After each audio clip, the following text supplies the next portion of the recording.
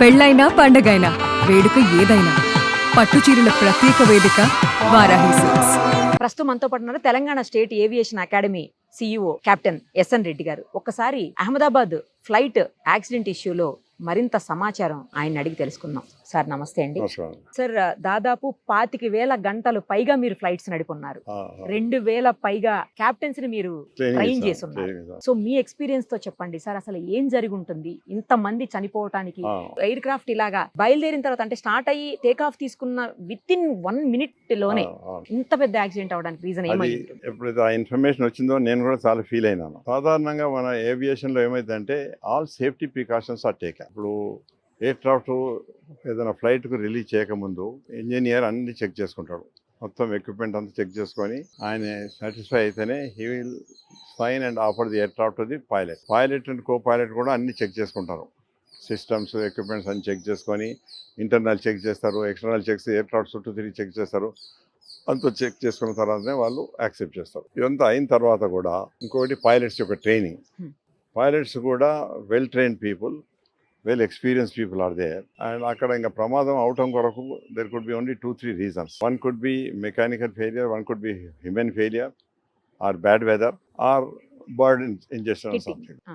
అక్కడ bird injection లేదు, bad weather లేదు. సో ఇక మనం తెలుసుకునేది ఏంటంటే హ్యూమన్ ఫెయిలియరా లేకపోతే మెకానికల్ ఫెయిలియరా. అక్కడ హ్యూమన్ అయితే మనం అంత well trained and well experience కనుక వాళ్ళ మీద కూడా unless it is otherwise proved I cannot say that any mistake they did. 8,200 గంటల పైగా నడిపిన ఎక్స్పీరియన్స్ ఒక ఆయనకు ఉంది. చేయడు, ఎందుకంటే ఆయన ఓన్ లైఫ్ ఇన్వాల్వ్ కదా. Exactly sir. నేను ఒక దగ్గర లెక్చర్ ఇస్తుంటే ఐఐటి మెడ్రాస్ లో ఇచ్చినప్పుడు నేను చెప్పినాను, అంటే you are all engineers, if you make a mistake nothing will happen to you, that bridge will collapse or some equipment will collapse. Correct. And if a doctor makes a mistake, some patient will die, but nothing happens to that person, doctor. But if a pilot makes a mistake, his own life is involved.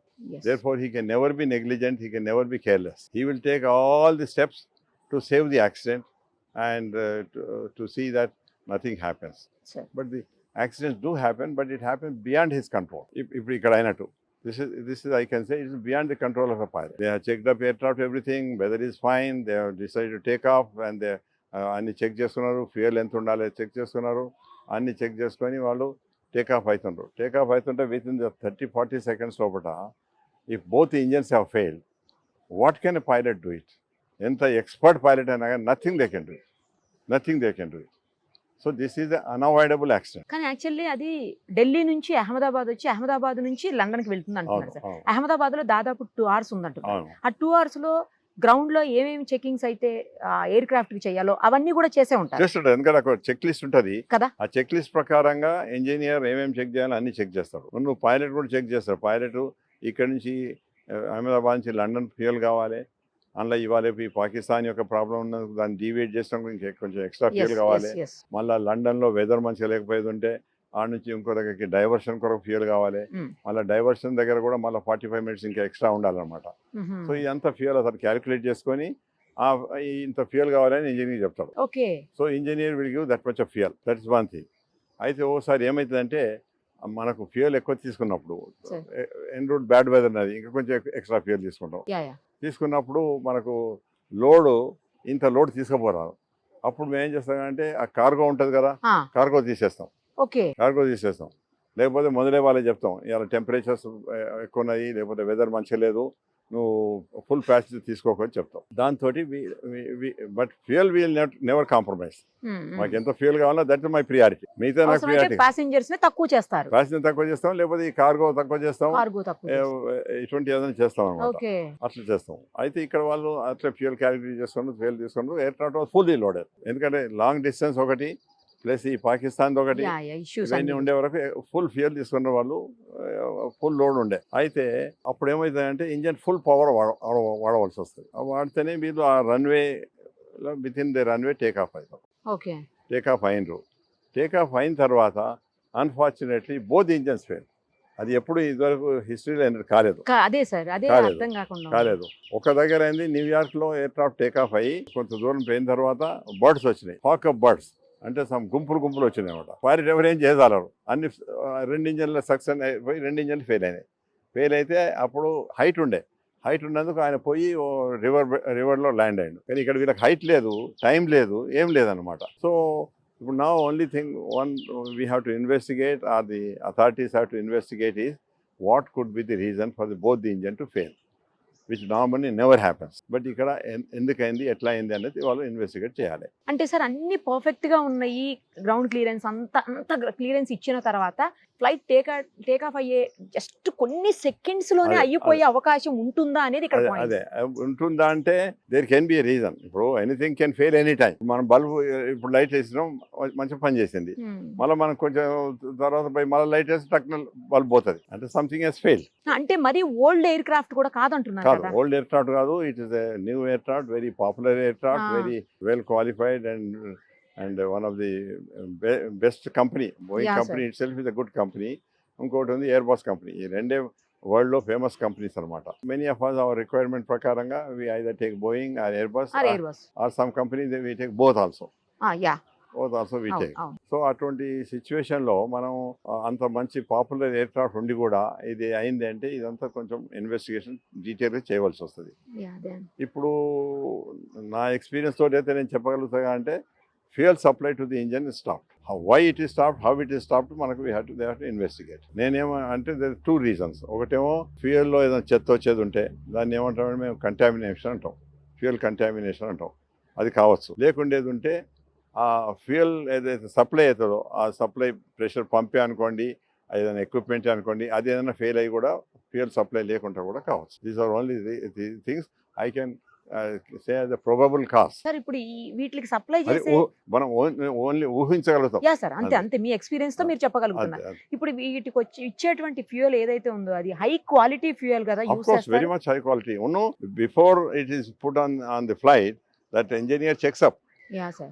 ఐఓసీనో హెచ్పినో ఎవరైతే ఇస్తారో fuel వాడు తీసుకొని చూపిస్తాడు, నాయన fuel it ఉంది. Engineer test చేస్తారనమాట. Test చేసి ఈ says okay now you put the fuel అంటే. సో అవన్నీ ప్రికాషన్స్ అని ఆయన కూడా అయిందంటే నాకేమనిపిస్తుంది అంటే మరి what could be the reason నా. అయితే ఇప్పుడు ఇన్వెస్టిగేషన్ చేయాలంటే దానికి ఏమున్నాయంటే కాక్పిట్ వాయిస్ రికార్డర్ ఒకటి, డిజిటల్ ఫ్లైట్ డేటా రికార్డర్ ఒకటి ఉంటుంది. ఈ మోడర్న్ ఎయిర్క్రాఫ్ట్ లోపల more than 1000 parameters can be seen in that equipment. ఈ 2 ఎక్విప్మెంట్ సేఫ్ గా పెడతారు అక్కడ, మన టేల్ లో పెడతారు అనమాట. ఇప్పుడు మీరు చూసిన ఎయిర్క్రాఫ్ట్ అంతా డ్యామేజ్ అయింది, టేల్ ఈ సేఫ్. అందుకొరకు ఆ టైల్లో పెడితే సేఫ్ ఉంటుంది, అక్కడే పెడతారు అనమాట. అందులో ఇందులోనైతే కాక్పిట్ లోపలే ఉంటుందా సార్? అది కాక్పిట్ కనెక్షన్స్ ఉంటుంది కానీ అంత రికార్డ్ అయ్యేదంతా ఇక్కడ రికార్డ్ అవుతుంది. ఆ రికార్డింగ్ ఎక్విప్మెంట్ ఏదైతుందో బ్లాక్ బాక్స్ ఏదంటే అంటాం, దాని బ్లాక్ బాక్స్ అంటే కలర్ అయితే ఆరెంజ్ కలర్ ఉంటుంది. ఎందుకంటే నీళ్ళల్లో ఇక్కడక్కడ పడితే మనకి ఈజీగా తెలుసుకోవాలని దానికి ఆరెంజ్ కలర్ పెట్టిన అనమాట. అయితే ఈ బ్లాక్ బాక్స్ అనేది దీనిలో 2 ఎక్విప్మెంట్స్ ఉంటాయి. కాక్పిట్ వాయిస్ రికార్డర్ ఉంటుంది, డిజిటల్ ఫ్లైట్ డేటా రికార్డర్ ఉంటుంది.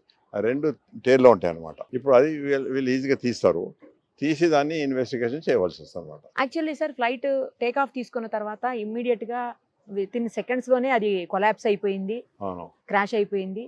అక్కడ గనక బిల్డింగ్ కాకుండా నార్మల్ ప్లేస్ ఎంటీగా ఉండింటే ఏదన్నా ఉండేది ఉంటే ఇంత డ్యామేజ్ కాకపోతుండే, ఈ ఫైర్ కూడా రాకపోతుండే మోస్ట్.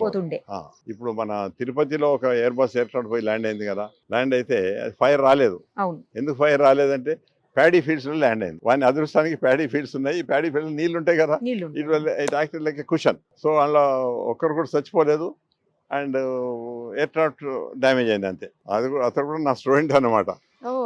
అందుకే నేను దానిలో నేనే ఇన్వెస్టిగేటింగ్ ఆఫీసర్ కూడా, ఆ యాక్సిడెంట్ ఇన్వెస్టిగేషన్ లో కూడా. ఇప్పుడు ఈ యాక్సిడెంట్ అయిన తర్వాత ఏమవుతుంది, హైకోర్టు జడ్జిని పెడతారు. హైకోర్టు జడ్జి ముందర అన్ని ఎంక్వైరీస్ స్టేట్మెంట్స్ అన్ని ఇవ్వాలన్నమాట. ఆయన ఇన్వాల్వ్ చేస్తారు, ఎందుకంటే కరెక్ట్ జడ్జిమెంట్ రావాలని. ఈ ఇన్వెస్టిగేషన్ లోపల మ్యానుఫ్యాక్చరర్స్ ఉంటారు, ఎయిర్క్రాఫ్ట్ మ్యానుఫ్యాక్చరర్స్ ఉంటారు, ఎక్విప్మెంట్ మ్యానుఫ్యాక్చరర్స్ ఉంటారు, ఇంజన్ మ్యానుఫ్యాక్చరర్స్ ఉంటారు, మన airline experience engineers and pilots ఉంటారు, డీజీసీ నుంచి వాళ్ళ ఎక్స్పీరియన్స్ అథారిటీస్ ఉంటారు. ఇట్లా అందరు కలిసి ఒక టీం కలిసి ఎక్స్పర్ట్స్ కలిసి చేస్తారు.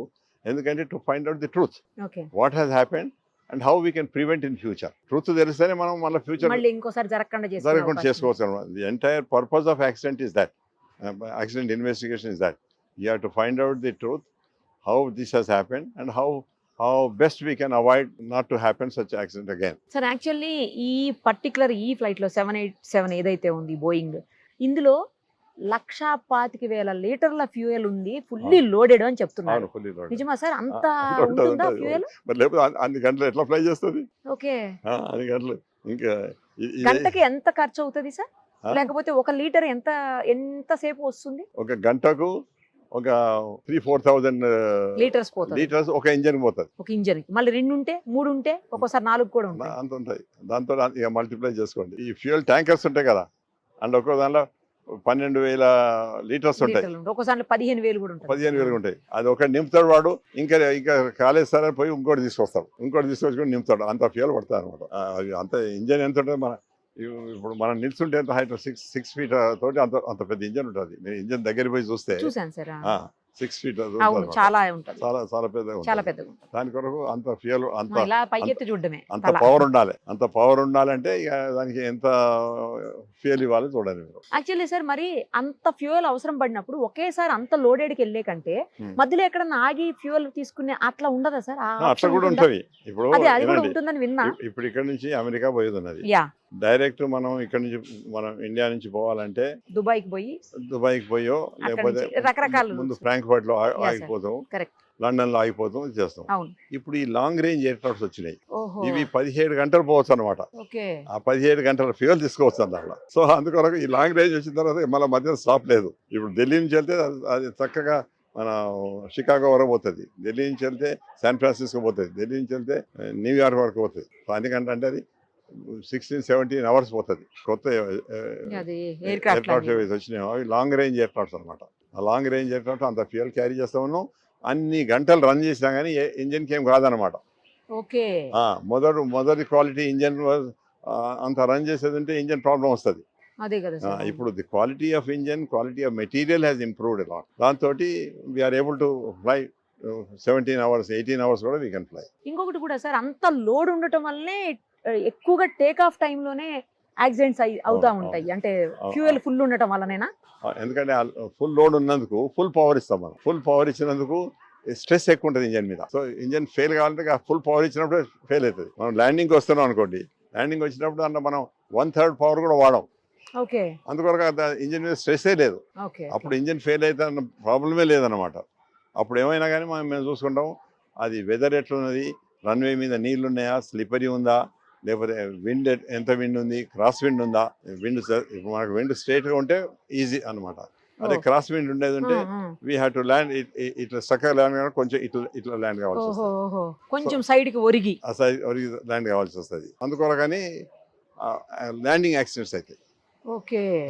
ల్యాండింగ్ అవుతారు, రన్వే నీళ్ళుండి స్లిప్పరీ ఉంటాయి అనుకోని ఇటు అన్నపోతారు అటు అన్నపోతారు అట్లా. సో దాంతో ల్యాండింగ్ యాక్సిడెంట్స్ అయితే. కానీ టేక్ ఆఫ్ టైంలో జరిగితే పెద్దది ప్రమాదం జరుగుతుంది, ల్యాండింగ్ టైంలో అయితే చిన్న ప్రమాదం జరుగుతుంది అంటారు. నిజమేనా సార్? చిన్న ప్రమాదం కరెక్ట్. ఎందుకంటే ఒకటేమో ఫ్యూయల్ తక్కువ ఉంటుంది. అదే ఫ్యూయలే main reason. Fuel main reason. మనం యాక్సిడెంట్ అయినా కానీ ఆ ఫైర్ అంతా రాదు. నాకు ఎవరో చెప్తే విన్నాను సార్, మరి అది నిజమో కాదో తెలియదు. కొబ్బరి బొండాలు ఉంటాయి కదా, కొబ్బరి కాయలు, బొండాలు కూడా కాదు కాయలు, కొబ్బరి కాయలు డ్రై అయిపోయినాయి ఉంటాయి సార్. వాటిని అసలు క్యారీ చేయనివ్వరు ఎట్టి పరిస్థితుల్లోనే ఎయిర్ క్రాఫ్ట్స్ లో. వాటిల్లో అది కూడా ఆయిల్ కంటామినేషన్, అంటే ఆయిల్ కంటెంటే కదా, అది కూడా ఎక్కువగా ఫైర్ అయ్యే అవకాశం ఉంటుంది. ఎట్టి పరిస్థితులు దాన్ని క్యారీ చేయనివ్వరు అని చెప్తాను. నిజమా సార్ అది? అట్లా ఎన్నో డేంజరస్ గూడ్స్ ఉన్నాయి, అవి ఎయిర్ క్రాఫ్ట్ లో క్యారీ చేయనివ్వరు అనమాట. చేయాలంటే కూడా దానికి ఎన్నో ప్రికాషన్ తీసుకొని క్యారీ చేయాలి. ఇప్పుడు బ్యాటరీస్ ఉన్నాయి, బ్యాటరీస్లో యాసిడ్స్ ఉంటాయి, కొన్ని ఎక్విప్మెంట్లో కూడా ఏదో కొరోజన్ మెటీరియల్ ఉంటుంది. అటువంటి అన్ని మేము తీసుకుపోమన్నమాట. తీసుకున్నా కానీ దానికి వేరే ప్రికాషన్, దాని డేంజరస్ గూడ్స్ అంటారు వాటిని. ఆ డేంజరస్ గూడ్స్కు ప్రికాషన్స్ వేరే ఉంటాయి. అందుకొరకే ఇప్పుడు ఇక్కడ నుంచి ఒక ప్లేస్ పోవాలంటే మీరు 4 చైర్లు పంపిండ్రు అనుకోండి, ఒక పర్టికులర్ వెయిట్ 100 kg పంపుతున్నారు. ఏ సామాన్ పంపినా కానీ మీరు కొంత 100 రూపీస్ అనుకోండి. అదే ఆ డేంజరస్ గూడ్స్ అంటే వాడు 400 ఛార్జ్ చేస్తారు. ఎందుకంటే అంత ప్రికాషన్ తీసుకోవాల్సి వస్తుంది, దానికి ఆ ప్యాకింగ్ చేయవలసి వస్తుంది. ఇప్పుడు అలాంటి డేంజరస్ ఏమైనా ఉంటే ఇమ్మీడియట్ గా ఎఫెక్ట్ చూపిస్తాయి సార్, కొంత ప్రయాణం చేసిన తర్వాత చూపిస్తాయా? లేదు, డేంజరస్ గూడ్స్ అలో చేయరు. ఒకవేళ ఇన్ కేస్ ఏదైనా ఎక్స్ట్రా పే చేసి కొన్ని ప్రికాషన్స్ తీసుకొని చేశారు అనుకుందాం. అంత ప్రికాషన్ ఇప్పుడు ఏదైనా యాసిడ్స్ ఉన్నాయి అనుకోండి, అది లీక్ అయినాయి అనుకోండి, అయితే ఆ ఫ్లోర్ అంతా డ్యామేజ్ అవుతుంది. అది it will take some time. అది వెంటనే అవ్వదు కదా. వెంటనే కాదు, it will take some time. దాని తర్వాత ఆ డ్యామేజ్ అయితే ఆ డ్యామేజ్ కూడా ప్రాబ్లమ్స్ రావచ్చు. కానీ ఆల్రెడీ అందులో ఉన్న ఎవరైతే ప్యాసింజర్ ఉన్నారో అతను ఇందులో ఏసీస్ పని చేయట్లేదు, తర్వాత టీవీస్ పని చేయట్లేదు, అంతా చాలా కొంచెం వేడిగా ఉంది. వేడిగా అనిపిస్తోంది, లోపలంతా వేవ్స్ లాగా ఉన్నాయి వేడి, అట్లా ఇట్లా సంథింగ్ అని చెప్పి ఆయన అది వీడియో తీశారు సార్. ఉంటుంది, అది కరెక్టే. అది Hmm. ఏమైందంటే ఇప్పుడు టెంపరేచర్స్ కొంచెం హై ఉన్నాయి. వింటర్లో మనకు 20-25 ఉంటాయి, సార్ ఇప్పుడు 40-45 ఉంటాయి. ఉండే వరకు ఏమైంది అంటే ఏసీ ఎఫెక్టివ్నెస్ తగ్గుతుంది. మంది ఎక్కువ ఉన్నప్పుడు ఏసీ ఎఫెక్టివ్ తగ్గుతుంది, మళ్ళీ లోడ్ ఇదవుతుంది. సార్ యాక్చువల్గా కొన్ని అయితే ఇవన్నీ ఏవైతే ప్యాసింజర్స్ కంప్లైంట్ చేసిండ్రో they are all very small things అంతేనా, that has got nothing to do this with the safety of the aircraft. So అవి కారణమే కాదు దీనికి. కానీ విండ్ షీల్డ్స్ దెబ్బతిని ఉండటము, లేకపోతే వాక్యూమ్ ఎక్కువగా ఉండటము, లేకపోతే హై ప్రెషర్ ఉండటము, క్యాబిన్స్లో కమ్యూనికేషన్ లాస్ అయిపోవటము, ఇలాంటి ఇష్యూస్ ఆల్రెడీ చాలా ఎయిర్ క్రాఫ్ట్స్లో వస్తున్నాయి, బోయింగ్ విమానాల్లో.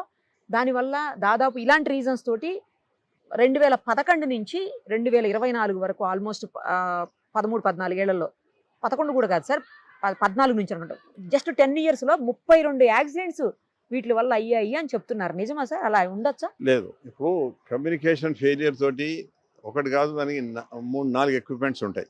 ఓకే, వీల్లేదు. ఇప్పుడు ప్రతి దానికి అట్లా డూప్లికేషన్ పెడుతుండ్రు అనమాట. ఇప్పుడు మన బ్రేక్స్ ఫెయిల్ అయినంటే మాకు అవి ఆటో బ్రేక్స్ ఉంటాయి, మాన్యువల్ బ్రేక్స్ ఉంటాయి. ఇట్లా ప్రతి దగ్గర అటువంటి డూప్లికేషన్ చేసింది కనుక ఈ సేఫ్టీ ఇంక్రీజ్ అవుతున్నది. అయినా కానీ మీరు అన్నట్టు ఏదైనా యాక్సిడెంట్స్ కావచ్చు. ఎప్పుడు ఏ యాక్సిడెంట్ అయినా కానీ ఇన్వెస్టిగేషన్ చేస్తాము. Purpose of investigation to find out ఎందుకు అయింది ఇది, ఇట్లా కాకుండా మనం ఏం ప్రికాషన్ తీసుకోవచ్చు అని ఇన్వెస్టిగేషన్ చేస్తాం. చేసి ఆ సర్క్యులర్స్ ఇష్యూ చేస్తారు, మ్యానుఫ్యాక్చరర్స్ చెప్తారు, మ్యానుఫ్యాక్చరర్స్ కూడా వాటిని ఇంప్రూవ్ చేస్తారు, మెటీరియల్ కూడా మంచి మెటీరియల్ ఇంప్రూవ్ చేస్తారు. అట్లా అనమాట. ఇప్పుడు ముందు మనం ఓన్లీ అల్యూమినియం తోటి పెడతాం, అవును, ఇప్పుడు అల్యూమినియం పోయి స్టీల్కి వచ్చింది. ఓ స్టీల్ పోయి ఇప్పుడు వేరే అది మన కార్బన్ ఏదో వచ్చిందనమాట. అది స్టీల్ కంటే అల్కగా ఉంటుంది కానీ ఎక్కువ స్ట్రాంగ్ ఉంటుంది, ఓకే, ఎక్కువ స్ట్రాంగ్ ఉంటుంది. అట్లా ఇంజన్లలో కూడా మంచి మెటీరియల్ ఇంప్రూవ్ అవుతున్నది. దాంతో ఆ ఇంజన్ లైఫ్ మనం అది ముందు 8-10 గంటలు ఫ్లై చేసి ఇప్పుడు మా 17-16 గంటలు 18 గంటలు ఫ్లై చేసినా కానీ it is able to sustain, nothing happens. అది ఇక్కడి నుంచి అమెరికా పోవాలంటే 16-17 గంటలు పోతుంది, మళ్ళీ 16-17 గంటలు వస్తుంది. So such a good quality of the material is there now. అందుకొరకు ఆ యొక్క సేఫ్టీ స్టాండర్డ్స్ ఎక్కువైపోతున్నాయి, ఎక్కువ సేఫ్టీ ఉంటుంది. ఇంకొకటి న్యూస్ కూడా వింటున్నాం సార్, ఏంటంటే బోయింగ్ అలాగే ఎయిర్ బస్సులు 2 ఎయిర్ క్రాఫ్ట్స్ ఉంటాయి. బోయింగ్ అన్నీ కూడా యుఎస్లో తయారవుతున్నాయి, ఎయిర్ బస్సులు అన్నీ కూడా జర్మన్లో తయారవుతున్నాయి. జర్మన్ టెక్నాలజీ చాలా స్ట్రాంగ్ ఉంటుంది, ఎయిర్ బస్సులు యాక్సిడెంట్స్ తక్కువ అవుతున్నాయి. బోయింగ్ ఎక్కడైతున్నాయి? బోయింగ్ యుఎస్లో అవుతున్నాయి, అమెరికాలో అవుతున్నాయి. అవును. సో అమెరికాలో అవటం వల్ల ఇవి కొంచెం ఇబ్బందులు కలిగే పరిస్థితులు వస్తున్నాయి, వాటిలో చాలా ఇష్యూస్ వస్తున్నాయి సేఫ్టీ సైడ్ అని అంటున్నారు. ఈ విషయంలో గతంలో అమెరికాలో కొంతమందిని అరెస్ట్ కూడా చేశారంట సార్. జర్మనీలో తయారవుతున్నటువంటి ఎయిర్ బస్సులు ఏవైతున్నా అవి స్ట్రాంగ్ ఉన్నాయి అంటున్నారు, నిజమా? ఎయిర్ బస్ కూడా యాక్చువల్లీ జర్మనీ కాదు, ఫ్రాన్స్లో తయారవుతాయి. ఓకే, ఫ్రాన్స్లో తయారవుతాయి ఎక్కువ, అంటే కొన్ని పార్ట్స్ జర్మనీలో అయితే, జర్మనీలో అవుతుంది. కొన్ని ఎక్కువ పార్ట్స్ ఫ్రాన్స్లో ఓకే, అవుతాయి. ఓకే.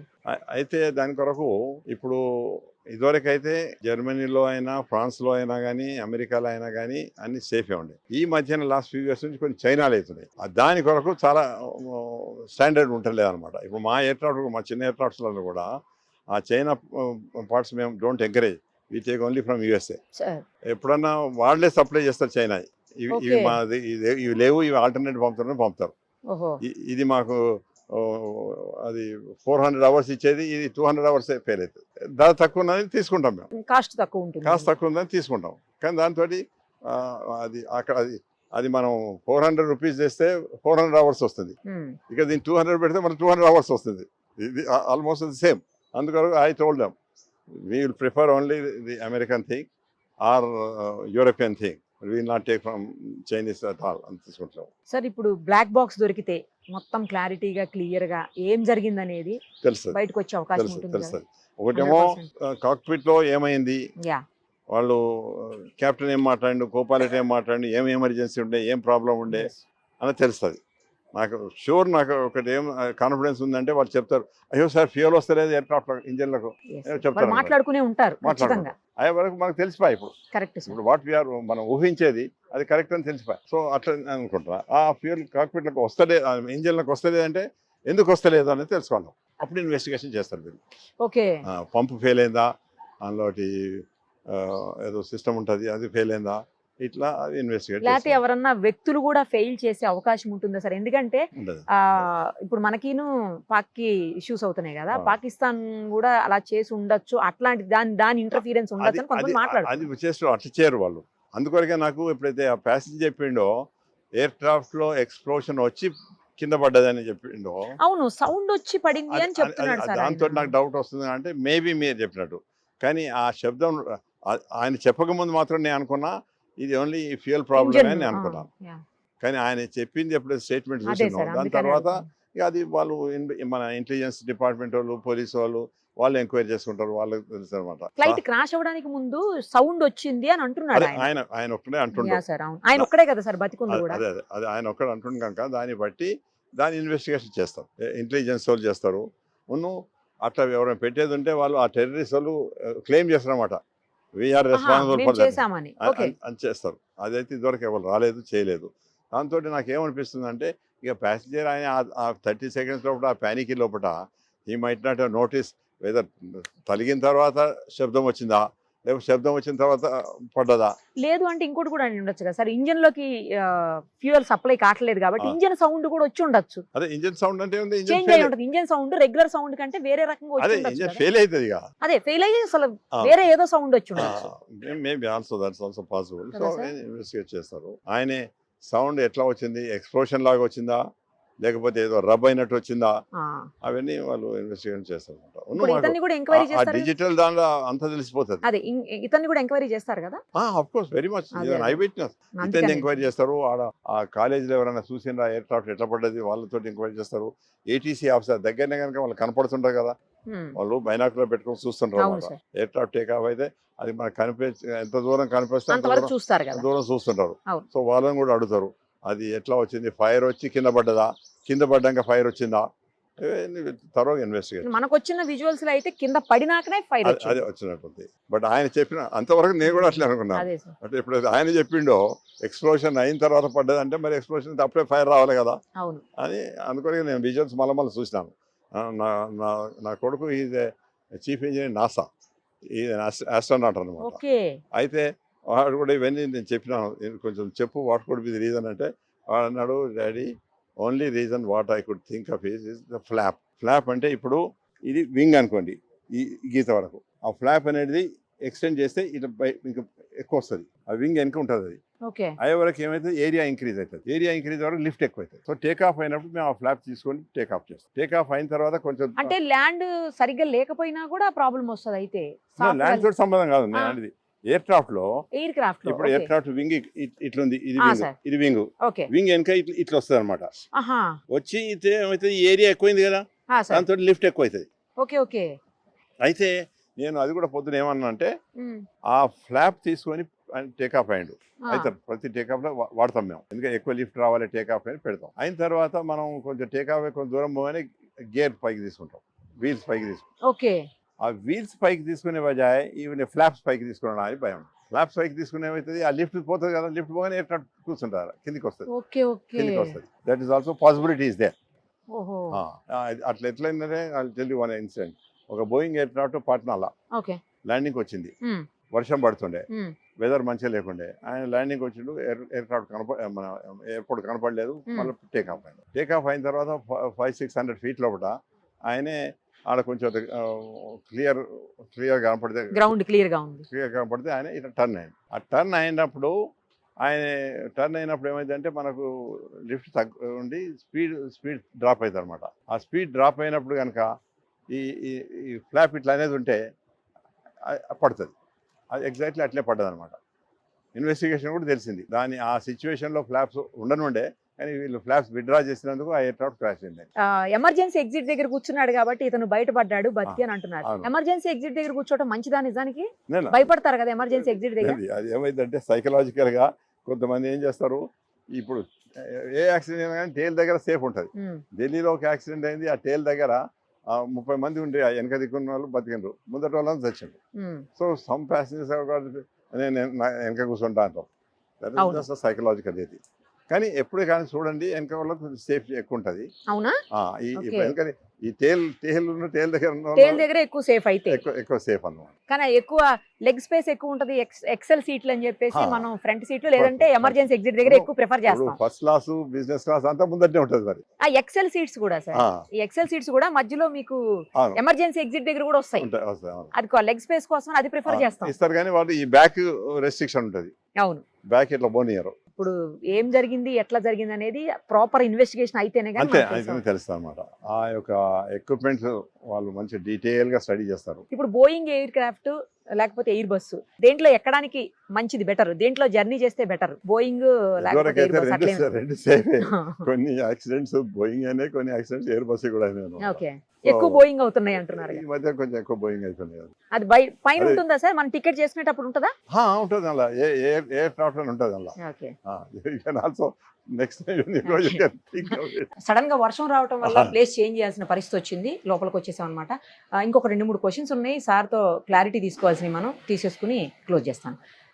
సార్ ఒకటి చెప్పండి, ఈ మామూలుగా విమాన ప్రయాణికులకి ఎవరన్నా మనం టికెట్ బుక్ చేసినప్పుడు సపరేట్ గా ఏమన్నా ఇన్సూరెన్స్ ఉంటుందా, లేకపోతే అంటే బై డిఫాల్ట్ వచ్చేస్తుందా? బై డిఫాల్ట్ ఎయిర్ క్రాఫ్ట్ ప్రతి సీట్ కు ఇన్సూరెన్స్ ఉంటుంది, అందుకొరకు అది ఆటోమేటిక్ గా ఉంటుంది అనమాట. సో ఇక కొంతమంది అడిషనల్ కావాలని చేసుకుంటారు, దాని కొరకు ఎయిర్పోర్ట్ లో ఫెసిలిటీ ఉంటుంది, వాళ్ళు చేసుకుంటారు, కొంత ఏదో ఎక్స్ట్రా అమౌంట్ వాళ్ళు ఛార్జ్ చేస్తారు అంతే. కానీ ప్రతి ప్యాసింజర్ కు బై డిఫాల్ట్ ఉంటుంది అందరికి. సార్ ఇంకొకటి, మేడే కాల్ అంటున్నారు. మేడే కాల్ అనేది ఇచ్చారు ఆల్రెడీ, అది ఇచ్చిన తర్వాత కూడా విత్ ఇన్ సెకండ్స్ లోనే యాక్సిడెంట్ అయింది అని చెప్తున్నారు. మేడే కాల్ ఏ సందర్భంలో మేడే కాల్ ఎప్పుడు ఇస్తారంటే ఎక్స్ట్రీమ్ ఎమర్జెన్సీ, ఇక దాని నుంచి మనం దాన్ని కంట్రోల్ చేసే పరిస్థితి లేదు, bring definitely end to this అన్నట్టు అటువంటి సిచ్యువేషన్ లో మేడే ఇస్తాం. అయితే మనకు హైట్ ఇప్పుడు మనం 40,000 లో ఫ్లై చేస్తున్నాం అనుకోండి, అప్పుడు మనం మేడే ఇచ్చి చెప్పొచ్చు, అంటే నా ఇంజన్ ఫెయిల్ అయింది, నా ఇదైంది అదైంది చెప్పొచ్చు. ఆ టైం లేదనమాట, హైట్ లేదు, టైం లేదు, రెండు లేవు. సో దాంతో అన్ఫార్చునేట్లీ ఆడికి వాళ్ళు స్టార్ట్ చేసిన మేడే ఏదో ఇంజన్ పవర్ అనేది, అది ఇంకా రేపు కాక్పిట్ వాయిస్ రికార్డ్ తీస్తే కూడా తెలుస్తా అనమాట. Power not coming, fuel not coming చెప్తారు అనమాట. బర్డ్ హిట్ చేసిందేమో అని ప్రాథమికంగా అన్నారు సార్. బర్డ్ హిట్ చేసే అవకాశం ఉంది, ఎందుకంటే హైట్ 10,000 నుంచి 15,000 అడుగుల వరకు కూడా బర్డ్స్ తిరుగుతుంటాయి. సో ఆ రేంజ్ లో ఏమన్నా అంతవరకు కూడా వెళ్ళలేదు, ఇంకా కిందనే ఉంది కదా బర్డ్ ఏమన్నా? మీరు 10,000-15 ఫీట్ల వరకు అంటే భూమి నుంచి అవును, అందుకొరకు ఈ భూమి దగ్గర వెళ్ళలేదేమో కదా, వెళ్ళిందా ఫ్లైట్ అంతవరకు వెళ్ళలేదు కదా? లేదు, చెప్పేది ఏంటంటే భూమి నుంచి 10,000 ఫీట్ల, ఇది భూమి దగ్గర ఉంది కదా. సో ఇక్కడ కూడా దేర్ ఇస్ ఎ పాసిబిలిటీ, కానీ అక్కడ ఆ ప్రాక్సిమిటీలో అక్కడ ఉన్నట్టు బర్డ్స్ ఉన్నట్టు ఇక్కడ ఇన్ఫర్మేషన్ లేదు. జస్ట్ ఇప్పుడే వచ్చింది సార్ ఇన్ఫర్మేషన్, FADEC ఫెయిల్యూర్ తోనే క్రాష్ అయింది చెప్పి ప్రాథమిక సమాచారం. నేను అదే చెప్పిన కదా, ఏంటి సార్ దాని గురించి చెప్పండి. అదే ఆ ఫ్యూయల్ సప్లై చేసేది ఏ ఇంజన్ కు ఎంత ఫ్యూయల్ కావాలని, అది అంత కంప్యూటరైజ్ అనమాట, అది ఫెయిల్ అయింది. అయితే ఇప్పుడు ఏం చేస్తారు, ఇన్వెస్టిగేషన్ అయిన తర్వాత ఇట్లాంటి డూప్లికేట్ పెట్టాలి, లేకపోతే ఈ సప్లై చేసే సిస్టమ్ రెండు సిస్టమ్స్ చేస్తారు అనమాట. సో మీరు ఫస్ట్ నుంచి చెప్తున్నారు, ఇంటర్వ్యూ లాస్ట్ కి వచ్చేసరికి మనకి ఇప్పుడు నాకు న్యూస్ వచ్చింది, మనం లోపలికి వర్షం వల్ల లోపలికి వచ్చేసరికి నేను చూసాను. మొదటి నుంచి engine failure due to lack of fuel supply లేక. అయితే it could be due to contamination or due to failure of that equipment or pump ఏదైనా కావచ్చు అని. ఇది FADEC అంటే అదనమాట, ఒక తీరు కంప్యూటరైజ్ పంప్, అది FADEC అంటారా సార్ దాన్ని? FADEC. మీరు ఏదైతే అన్నారో అదే జరిగింది అనమాట, కానీ 2 ఇంజన్లు ఒకటేసారి ఫెయిల్, అది ఇక్కడ బ్యాడ్. అవును, మరి రెండింటికి సప్లై చేసి అదే కదా, రెండింటికి ఒకటే సప్లై ఉంటుంది సార్? ఇప్పుడు అలా కాదు నేను అడిగేది, దాని పైప్ లైన్ దీనికి దానికి కూడా ఒకటే ఉంటుందా? లెఫ్ట్ వింగ్ రైట్ వింగ్ లో ఫ్యూయల్ ఉంటుంది, ఓకే, మళ్ళీ సెంటర్ లో ఉంటుంది ఫ్యూయల్. ఆ రెండింటి నుంచి పైప్ లైన్ వీటికి వస్తాయి అనమాట. వీటికి వచ్చి ఈ FADEC నుంచి మళ్ళీ ఆ రైట్ పోతుంది, లెఫ్ట్ పోతుంది. FADEC will give how much to go here, అదనమాట. సో దాన్ని FADEC ఎక్విప్మెంట్ అంటాం. సో అది failure. Thank you sir. Suman టీవీలో మీ పర్సనల్ అండ్ బిజినెస్ ప్రమోషన్స్ కోసం కింది నెంబర్ కి కాంటాక్ట్ చేయండి.